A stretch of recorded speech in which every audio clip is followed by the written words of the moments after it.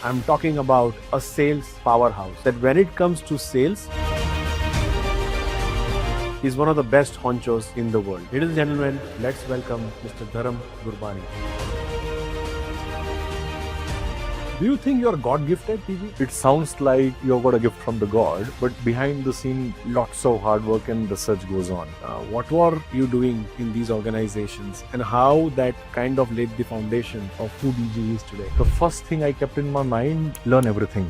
I was surrounded by many sharp mind, inspiring leader, incredible leader who made me think critically, think sharper. They would see immensely that devil and devta both live in the details. It is important to have a problem-solving mindset. It is important to have a growth mindset. Yeah. And most importantly, it is important that you have crazy amount of passion for your product or your service. Love for technology and my thorough understanding of business took me where I am today. It's becoming an anchor point to a large merger and making it successful. Then taking a deep breath, joining an AI native engineering company, which you are currently leading. What does this tell me about how you look at opportunities in life? Where I am doing that not for making revenue or gross margin, but I am actually doing for a bigger purpose.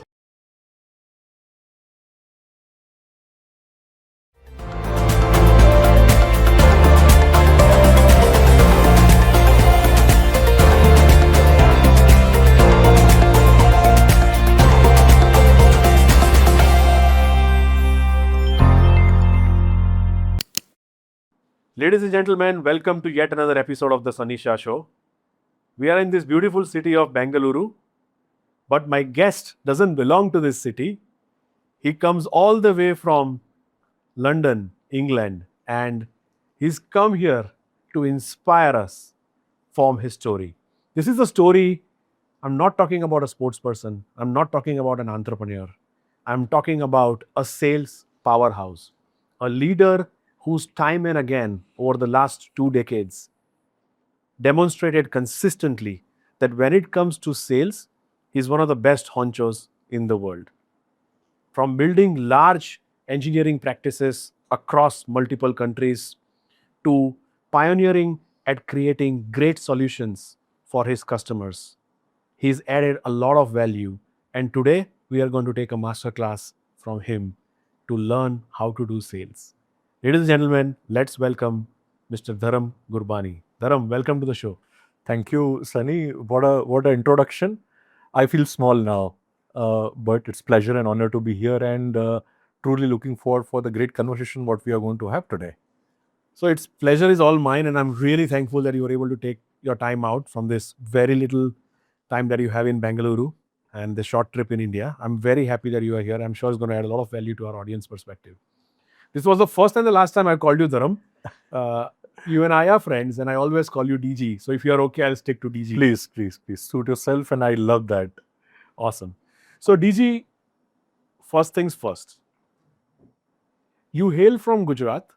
You come from a Sindhi family, which means that you have business in your blood by virtue of birth and by virtue of where you've been raised. How did sales got imbibed into you that this is what I want to do, this is who I want to be in life?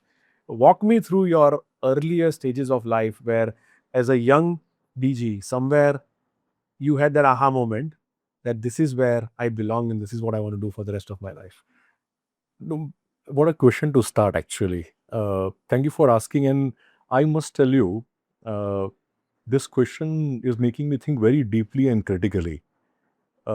See, look, Sindhis are known for their resilience, adaptability, because all of us before partition where other side of the kind of country came into India, had to set up everything from scratch, build everything from ground up. That shows the resilience and adaptability, because this country also was new and culture, everything, but what remained consistent is humanity. So that is one. And Gujarati, you are Gujarati yourself, you know, is absolutely business minded, profitability, long-term business planning, and lastly, taking everybody together. So combining both gave me a very strong foundation of being human, same time, take everybody together and keep the long-term vision in mind. Now coming to sales, look, everybody is selling. Small kid these days, they justify to you why they need to earn lollipop.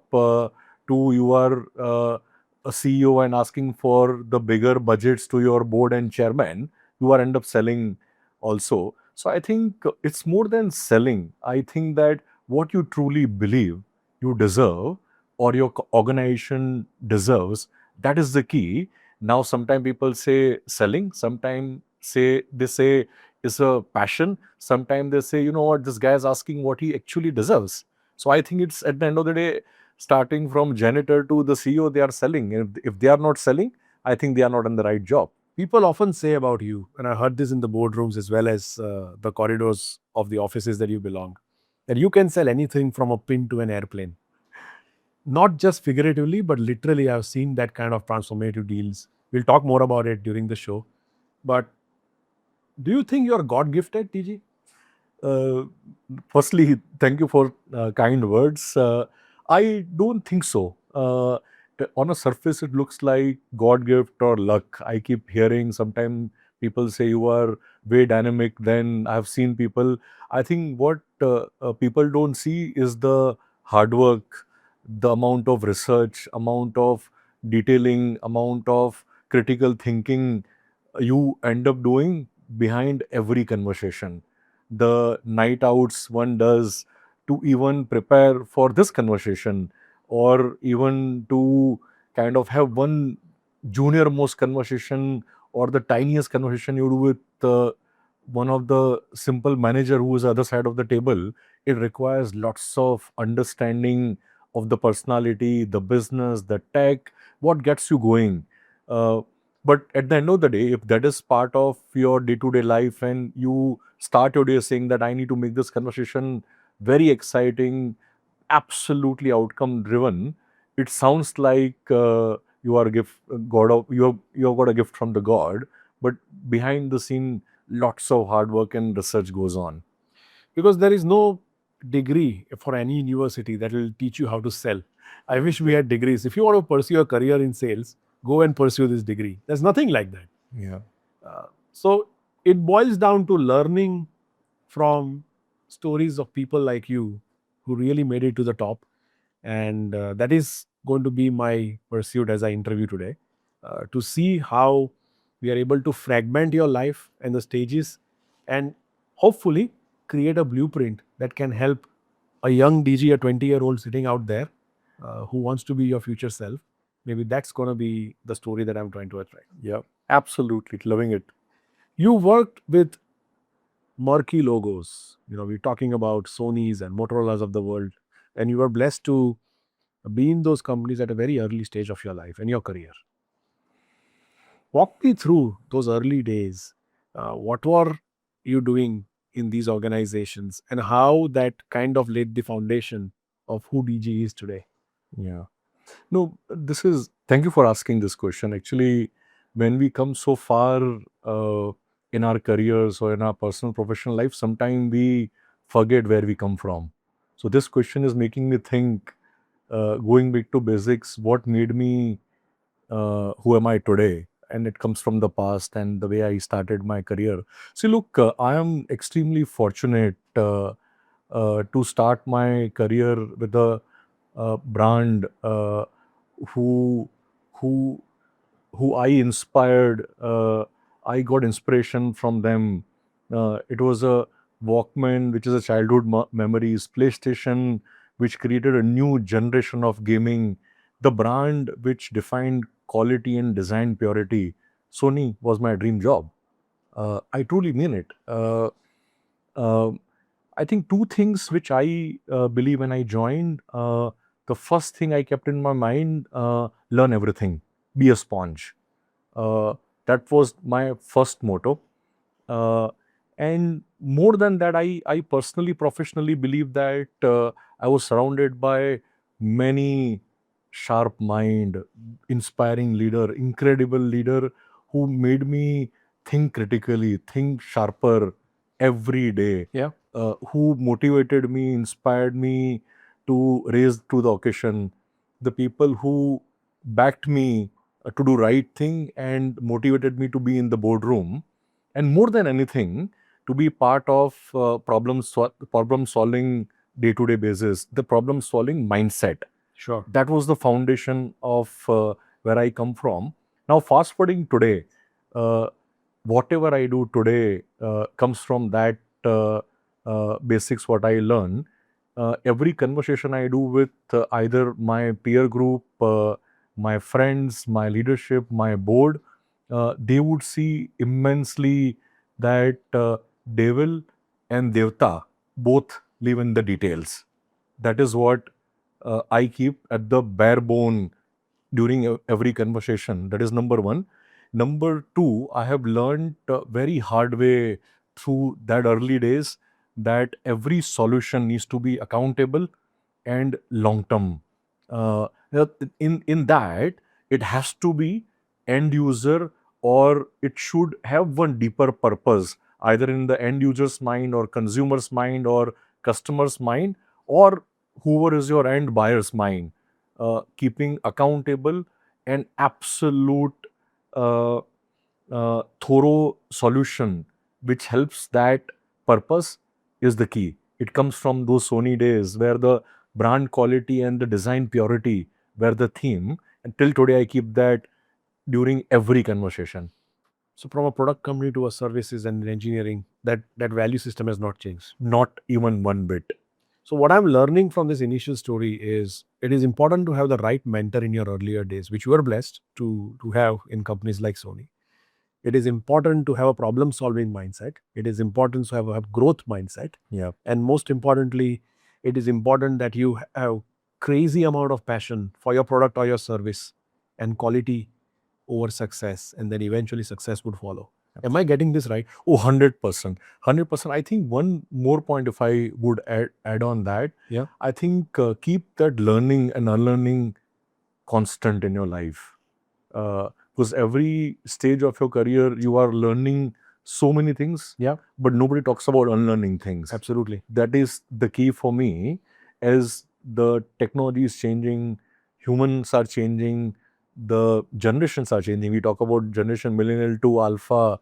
Look at the way things are changing. So unlearning is one of the key parameter I keep everyday basis in my mind. Very interesting. What those earlier years, also almost spending 10 years in these companies, correct me if I'm wrong anywhere on my research, you were sitting on the other side of the table, dealing with suppliers, vendors, solution providers. Little did you realize back then that that foundation of being a buyer would actually help you becoming a better seller eventually when you were ready to be on the other side of the table. How did that happen? See, look, I kept three things in my mind.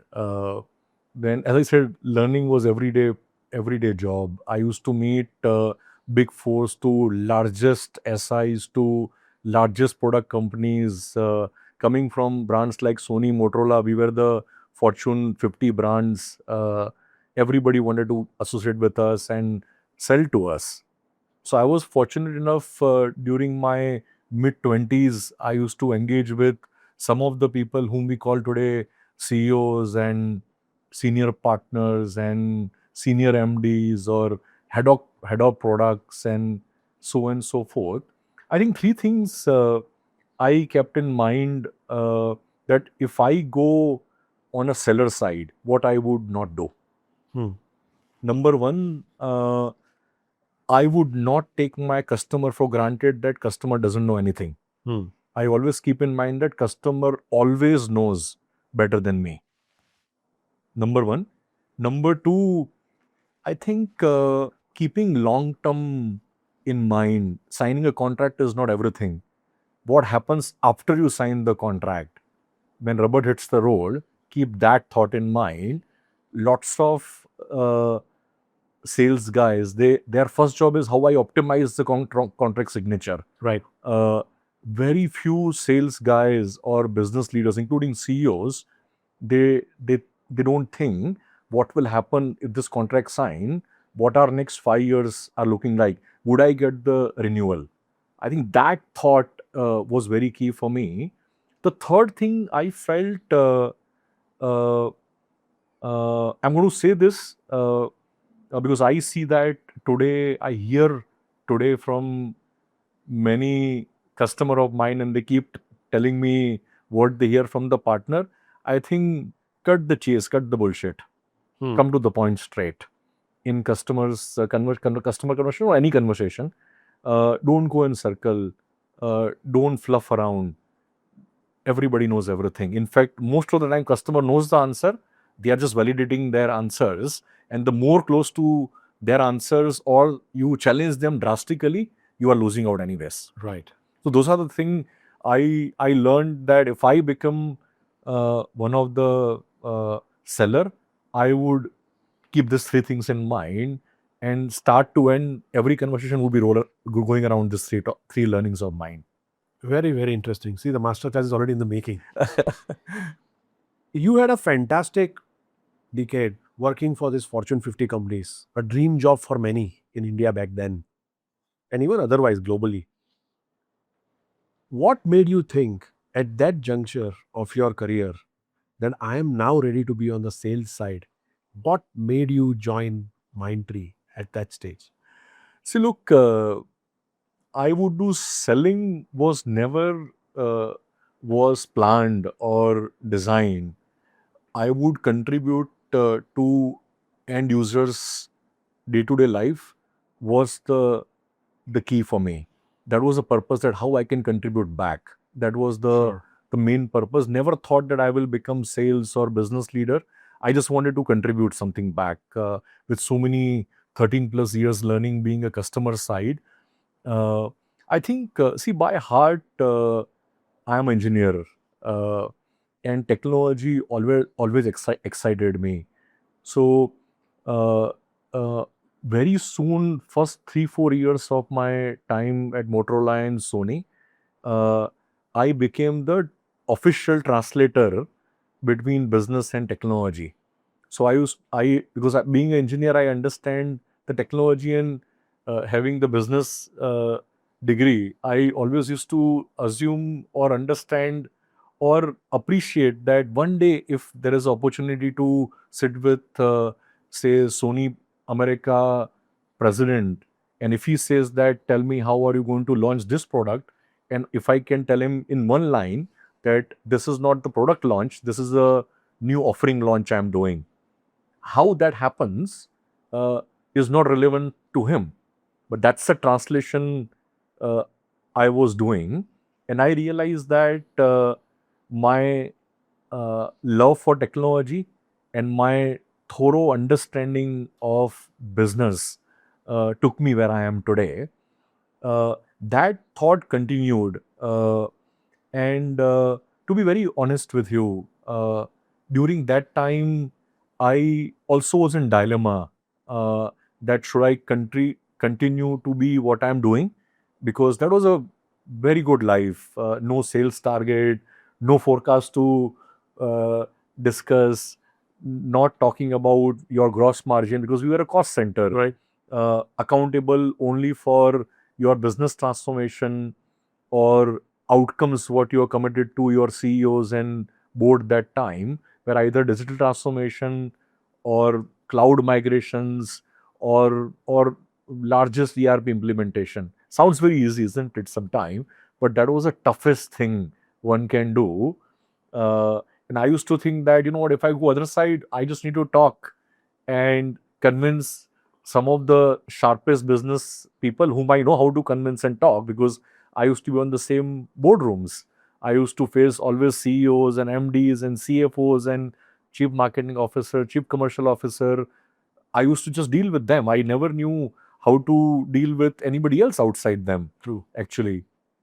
So having that technology, love for technology, understanding of business, and when I say business, it's not about sitting in the boardroom. I used to be the one who used to travel across the globe, visit the manufacturing plants, retail stores, understand actually what happens. There are cases where my hands were full of grease. There are cases where this white shirt never looked white. There are cases where I was given assignment to sell the Sony product to somebody. And I'll tell you a little story around this. So one of the day in Singapore, I remember my MD said that I used to head GCC that time for Sony, we used to call captive. And one of the transformation program we were presenting, and MD said that anyways, you bunch of technology leader, what do you understand about rolling out CRM system for our sales guys who are slogging their ass off in the retail store? And I was the one whom he said. In private setting, I took a deep breath and took a pause, saying that allow me to run your store for 3 months. It was a very senior, sharp Japanese leader in front of me. He thought that I took it on my ego. But in my mind, I just wanted to learn and feel actually what he said is truth or not. And because there was a very immense good relationship, there was immense trust, and he said that, be my guest. I can't give you 3 months. I give you two weeks time. Fast forwarding 2 weeks, my job, it was a brand. This is the first time Sony opened their own retail store in Singapore. From inauguration to first 2 weeks, I was on the store behaving like a salesperson.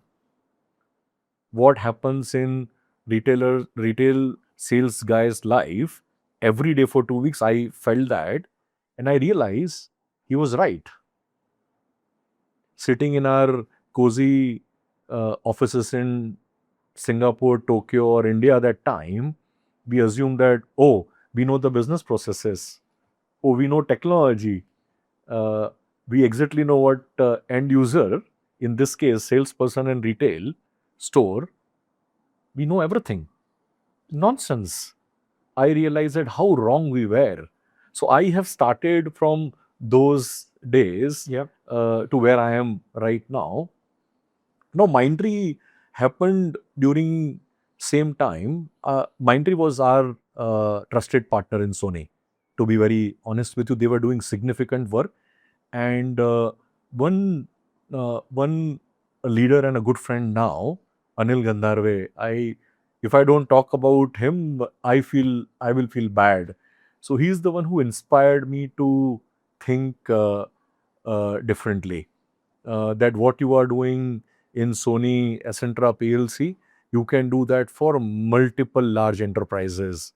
And he said your personality, the way you come across, your technical abilities to integrate with business are the skills every service provider would need today. And that discussion, that conversation lasted for more than a year. And there you go, I decided, you know what, he's right actually. I should explore trying what happens in IT services company. And genuinely, how Mindtree happened to me, Mindtree was born digital company, one of a kind, not like any other large IT services who would do everything. But Mindtree was the company, again, started by a bunch of founders, grew significantly. And I realized that my both technology plus business understanding would come very handy, baked by the born digital theme they had to help them grow the business. And by the way, week 1 of Mindtree, I went and told Anil that I do not know how to sell, I do not know how to forecast, I do not know how to track revenue. And since that day till now, I am the one who owns all of that. He had my back always. And I've learned revenue tracking, forecasting, opportunity management, how CRM operates from the ground up, being 16-year customer side and overnight changing this side. And that's where you need some, not only good company, but good leader around you who understands your strength and compliments on your wherever you need to learn, which I call weakness. That time weakness, now it's my absolute strength. Absolutely interesting. Your stint at Mindtree also helped you witness being at the epicenter of one of the largest mergers that we've seen in the industry. Absolutely. We're talking about L&T Infotech and Mindtree coming together. While this is something that our industry faces almost every now and then, there are mergers, there are takeovers, but this was one of its kind. Being at the helm of it, and from an inside-out perspective, explain to us what was it like going through that transformation phase internally as a company as you were transforming so many clients of yours. Very interesting question. I just went back on time thinking about what actually happened. See, look, this was not some typical merger. LTI and Mindtree individually both were massive powerhouse. Yep. Massive successful companies, strong leadership in LTI, massive strong leadership at Mindtree. True complementing organization. LTI was hardcore cloud infra enterprise app data again. Mindtree was born digital. Everything front end, consumer experience, customer experience, employee experience, commercial experience was our core that time. It was on paper match made in heaven. Truly, when somebody looks at a paper, you will feel that this companies had to merge. That was the structure on the paper. But again, as you said that, Sunny, no mergers are easy. That was the largest merger industry witness. Now look, both company had a very different culture. And more than capabilities, integration and mergers are always happens for two parameter, culture and customer. Okay. Yeah. So LTI had a very, very strong culture, manufacturing, construction, district manufacturing, very, very, very process driven, very structured, very governance, risk covers and all, very positive. Where I come from, Motorola, Sony, 𝘚𝘓 PLC, hardcore manufacturing, consumer driven, very structured, thorough, we can't go wrong. So that was LTI culture. Mindtree, other side, was entrepreneur. Do what it takes, keep customer in center, you cannot overcommit, you got to deliver what you need to deliver, run as is your own business, spend as your own money. Brilliant mindset again, very good culture. Everybody worked as a family, everybody had each other's back. Now, integrating this two culture, you can imagine I'm talking about two sides of the coin right now. But I truly respect and appreciate leaders of the companies. They came together, they acknowledge the cultural differences. They acknowledge their strength versus Mindtree's strength.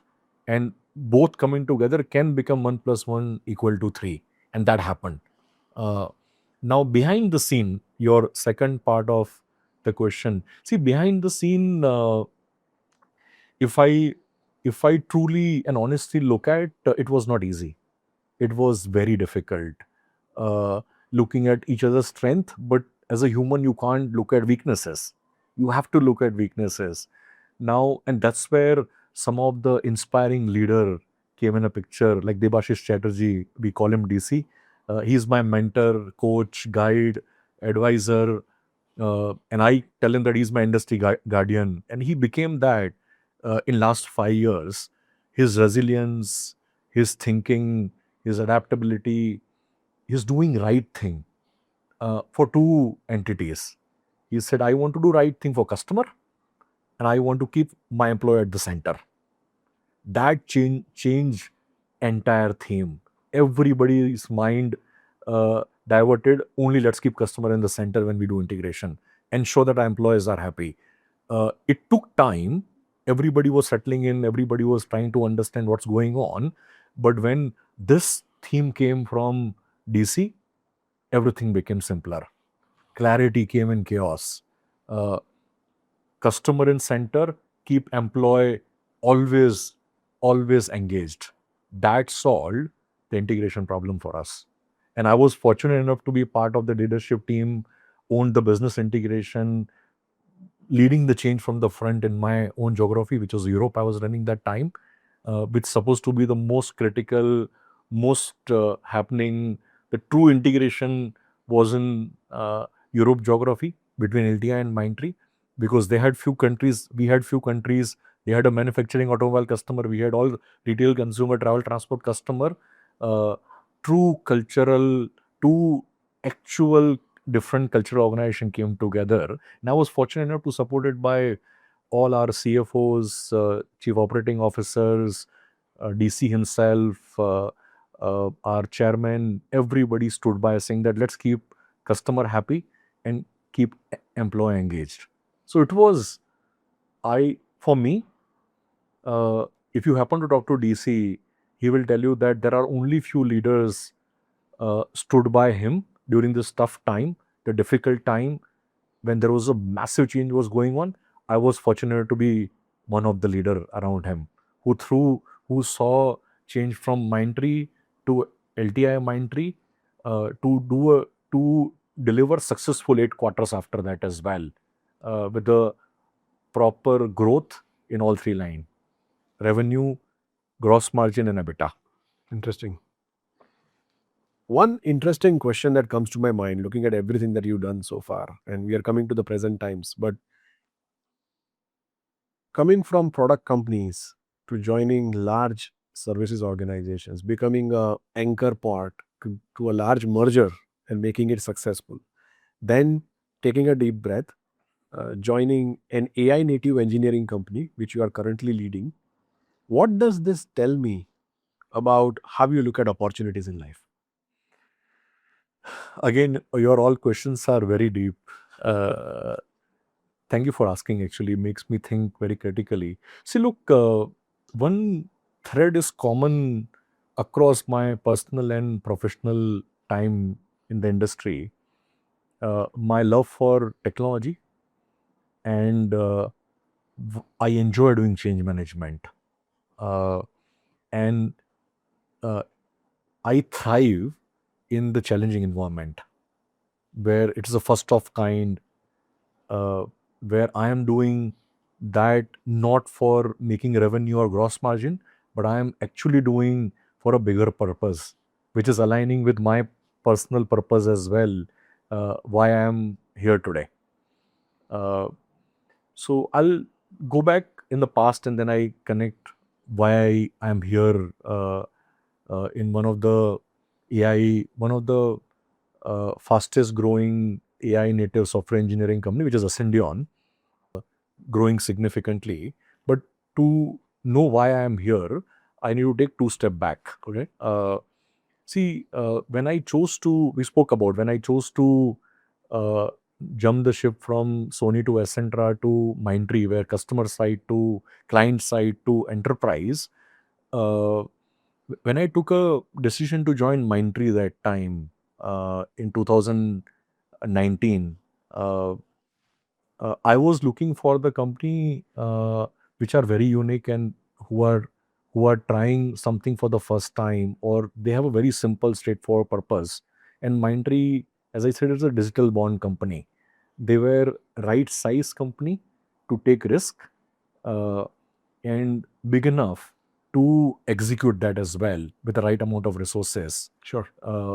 And create a similar impact or bigger impact than any other SI who are claiming to do everything in the world. Mindtree was brilliant at giving the best experience to customer, consumer every day. And I felt that's what excited me. Now, Ascendion is wired, architected to be AI native company. Okay. Again, first of its kind, trying to make big breakthrough in the industry, trying to be one of the fastest AI native software engineer company who's creating a massive impact you can draw the parallel now, the common thread. My love for technology, my love for experimenting, my love for giving a brilliant experience to our consumers or customers and lead the change. Again, that's a common thread between what I've done in being a client side in Mindtree and now in Ascendion, and that excites me. And when it came to pick up the role in Ascendion, I was, until today, every day is exciting. We are talking to businesses, CTOs and CIOs and chief commercial officers and CEO, telling them that AI is not the hype. If you use it right, implement it right, it can create a biggest impact than anybody is even able to think and visualize today. Sure. Vijay, let's talk money. I love that. The main reason you are here today is not because I love you and I take great inspiration from you as a sales leader, but it's because of your track record. You are known as a man who's built multi-billion-dollar P&Ls and you still continue to do so. I'm going to ask you a flip question here. Talk to me about a quarter where you did not do very well and how did the DG inside you fought through it and made sure you got the business back on track. Very good. Thank you. Thank you. In fact, I have, in general, more failure stories to share than success. Success comes and goes. Yeah. Failure stays with you. Yeah. So I have, while I'm very proud of what I have done, my entire team, our organization have done, to answer your question to the point, I went very calm, more composed inside. It gave me time to think very critically what could have happened better, what we as a company could have done different. And that quarter showed me who actually truly I am. Deep within me, absolute calm and compose, and figuring out what needs to be done next, keeping all the learning on the table. That actually went inside me. That was one quarter, maybe 1.5 quarter. There's nothing I could have done different during the tough time, which was during COVID time. The first 2 quarters, nobody knew what's going on. Suddenly, I was running largest P&L that time in the company for my verticals and geographies and all that. Suddenly, we realized that we need to shut down all travel, transport, people, technology, transformation, because there is no budget, everything is stalled. Didn't know what to do. So first, realizing there is the actual problem, and then acknowledge it, and then literally go thinking, planning what actually now we need to do to fix it and bounce back. It made me way better leader, the way I come across, the way I think, the way I sympathize, the way I empathize, everything changed inside me. And there is when I used to read in the leadership books, when times are tough, the true leadership comes out. I really felt it. I realized that the Dharam Gurbani, who's very energetic, absolute passionate, go-getter, never take no for answer. The true inside me, I realized that I'm very calm, composed, very thorough. I do very critical thinking. I am not the negative individual in a. I can't think negative more than couple of minutes or couple of hours. I look at, now this happened, this challenge, let's make it to opportunity. What more we can do? And that next quarter, my consumer business grew by 43%. Because we realize that business, people are not going to stop buying when they are sitting at home. Sure. They are going to double down. They are going to buy more Netflix movies, download more YouTube videos, take more subscription, or do more online shopping or do more. They can't go to IKEA, but they can order from IKEA, as an example. So they would do more online shopping. We went to number of customers saying that you are not available in the marketplace, and we can bring you in marketplace in 6 months' time. Suddenly, everything changed. The digital first mindset came in the reality that time. Right. DG, another flip question. When we are so much used to riding on our successes, when you used to seeing quarter over quarter successful results and outcomes, right?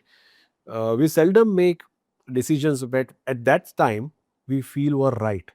But when the chips are down and when we introspect and we go deep within ourselves, we realize that probably that was a mistake.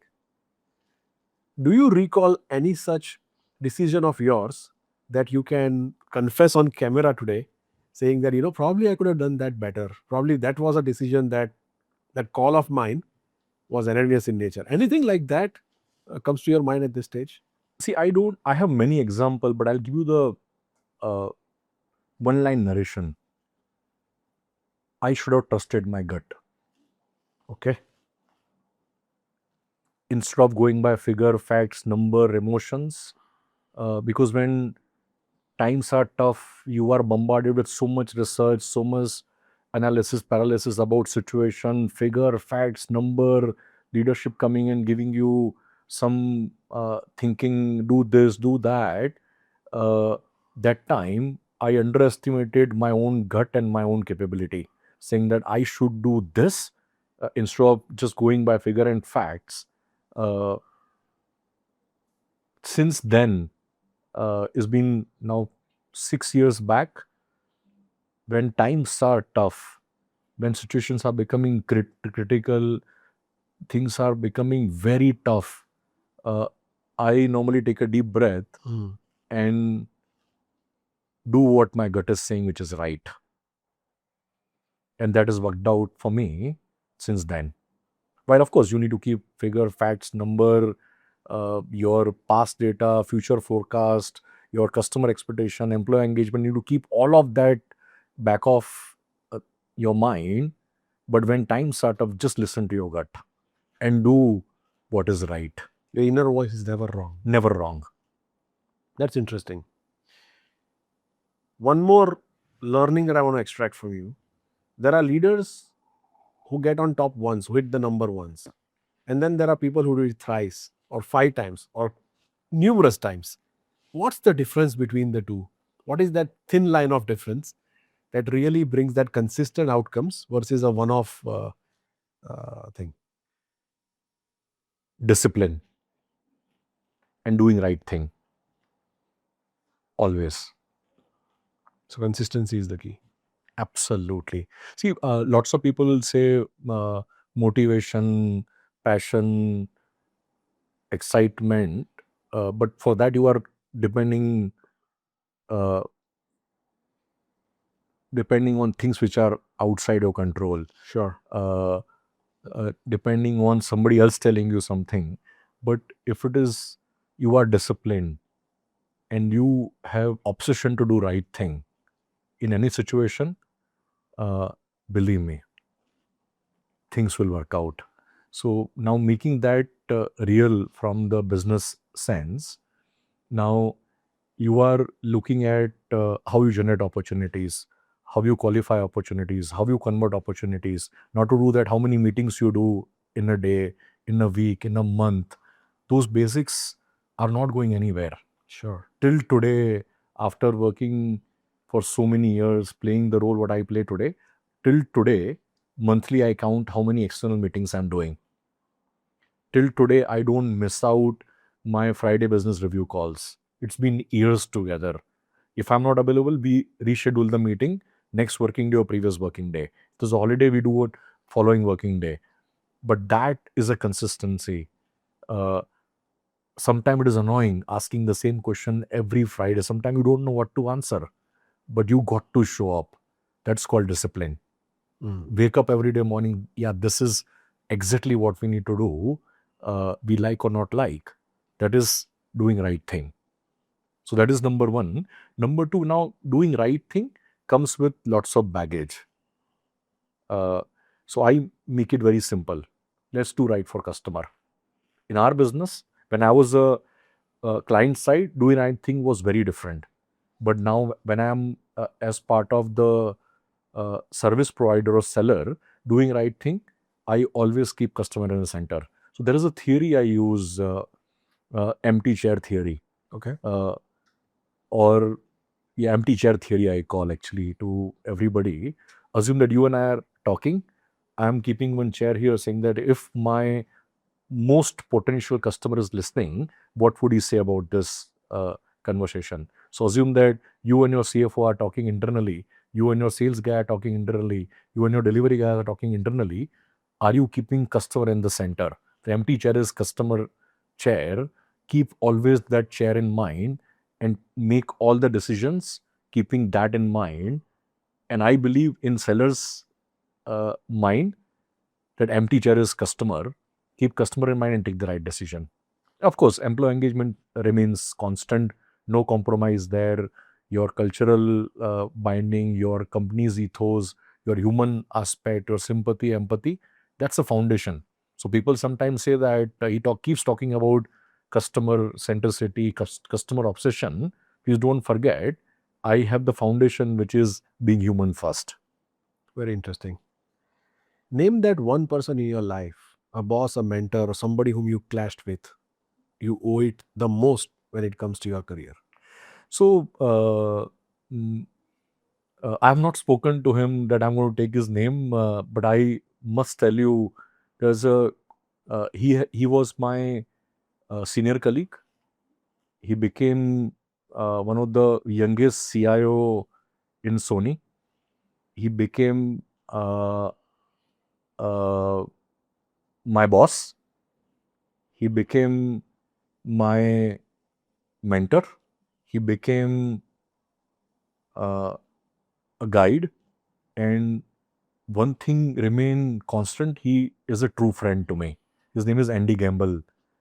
If I would have not taken his name, this podcast would have not been worthwhile, this honest conversation which we chose to do today.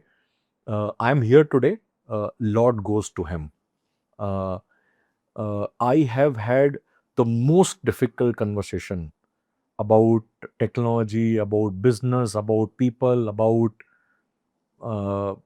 family, about likes, dislikes, any deal I'm winning or losing, anything which is most uncomforting to me, he would know. So I've gone through massive clashes with him, but at the end of the day, I know that we will talk tomorrow morning again. So I have seen him in multiple avatar with me. He was my senior colleague.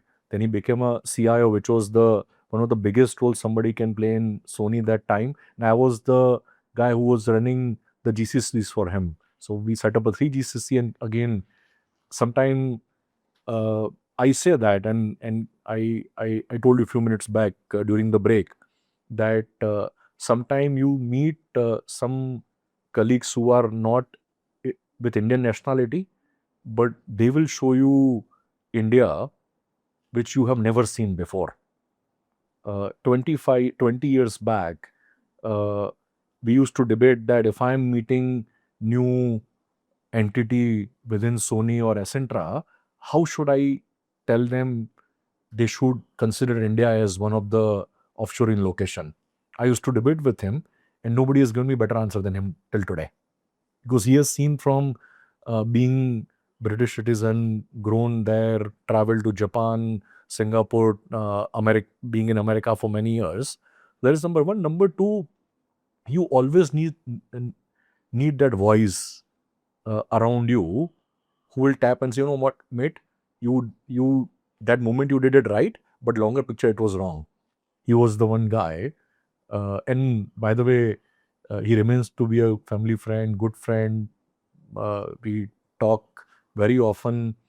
All my good news, bad news, he is the first, if not second person to know about it. There are deals I'm winning right now as my role in the company in Ascendion. I normally sound that selling pitch to him. Like he's still CIO. So I tell him that, think about it, I'm coming and talking to you. What would you tell me? And all, be real with me. And he will call shit as shit. He will call praises as praises. He will give me advice that you don't say this, say this.